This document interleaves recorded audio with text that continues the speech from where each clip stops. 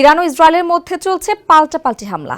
সেটি বন্ধে মধ্যস্থতা করার আগ্রহ দেখিয়েছেন রুশ প্রেসিডেন্ট ভ্লাদিমির পুতিন ও তুরস্কের প্রেসিডেন্ট রিসেপ তাইয়েপ এরদোয়ান। বিবিসির প্রতিবেদনে বলা হয়েছে, উভয়ই আলাদাভাবে জানিয়েছেন সংঘাত বন্ধের লক্ষ্যে তারা মধ্যস্থতা করতে প্রস্তুত রয়েছেন। ক্রেমলিনের মুখপাত্র দিমিত্রি পেসকভ বলেছেন, সংঘাত নিরসনের জন্য রাশিয়ার আগের প্রস্তাব এখনও বহাল রয়েছে, যদিও পরিস্থিতি এখন আরও জটিল হয়ে পড়েছে। সমস্যার সমাধানে রাশিয়া বিবাদমান পক্ষগুলোর সঙ্গে যোগাযোগ রাখছে বলেও জানিয়েছে ক্রেমলিন। এদিকে রাশিয়ার প্রেসিডেন্ট কার্যালয় ক্রেমলিনের বরাত দিয়ে বার্তা সংস্থা এএফপি জানিয়েছে, সোমবার দুই নেতা মধ্যপ্রাচ্যের উত্তেজনাকর পরিস্থিতি নিয়ে আলোচনা করেন এবং অবিলম্বে ইরান ইসরায়েল সংঘাত বন্ধের আহ্বান জানান।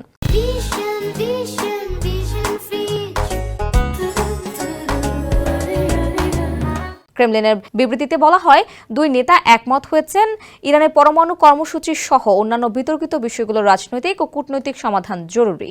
বিবৃতিতে আরও জানানো হয়, আঞ্চলিক স্থিতিশীলতা বজায় রাখতে শান্তিপূর্ণ সংলাপ ও সহযোগিতার উপর গুরুত্ব দিয়েছেন পুতিন ও এরদোয়ান। এর আগে এদিন ইরানের প্রেসিডেন্ট মাসুদ পেজেশকিয়ান তুরস্কের প্রেসিডেন্ট রিসেপ তাইয়েপ এরদোয়ানের সঙ্গে ফোনালাপ করেছেন। তেহরান ইসরায়েলের সঙ্গে যুদ্ধের পরিধি বাড়াতে চায় না, তবে যে কোনো হামলার আনুপাতিক জবাব দেবে বলে জানিয়েছেন ইরানের প্রেসিডেন্ট।